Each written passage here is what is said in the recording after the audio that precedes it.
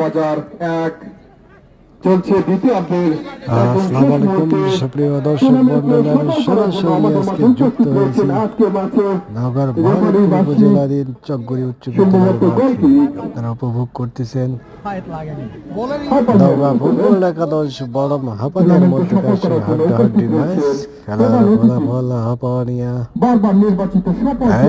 নওগাঁ খেলার পর্যায়ে সফল করে যাচ্ছেন। অফসাইডে ফাঁদে পড়েছেন আক্রমণ ভাগের খেলোয়াড় নওগাঁ ফুটবল দলের।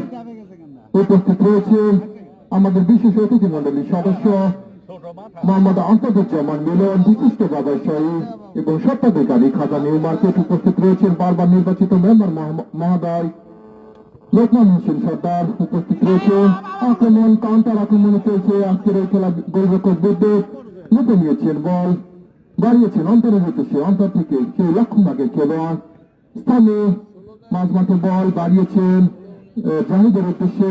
জাহিদ নিয়ন্ত্রণ করতে পারলেন না, বল চলে যায় সাইডলাইন অতিক্রম করে মাঠের বাইরে। ছয় হাঁপানিয়ার অনুকূলে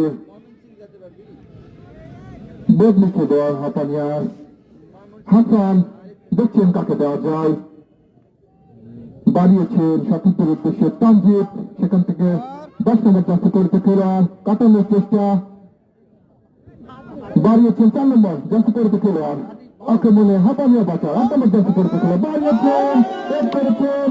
এখনো বিপদ সীমায় রয়েছেন রেফারি বাসি, সম্ভবত অফসাইডে ফাঁদে পড়েছেন তানজিদ হাঁপানিয়া বাজারের 11 নম্বর জার্সি করতে খেলোয়াড় বাড়িয়েছেন সতীর্থের উদ্দেশ্যে মাঝ মাঠে বল অন্তর। রেফারিবাসী অবৈধভাবে বাধা দেওয়ার কারণে রেফারি হোসেন আলী তার চোখে ফাঁকি দেওয়া মুশকিল। তিনি হলুদ কার্ড দিয়ে জানিয়ে দিলেন এটা তুমি সাবধান হয়ে যাও, এটা বিধি সঙ্গত না। যাই হোক রেফারি সিদ্ধান্ত চূড়ান্ত সিদ্ধান্ত। রেফারি হোসেন আলী তার চোখে ফাঁকি দেওয়া মুশকিল। তিনি সদর বগুড়া থেকে আগত থেকে নওগাঁ ফুটবল দলের অনুকূলে দেখছেন কাকে দাঁড়িয়েছেন একবারে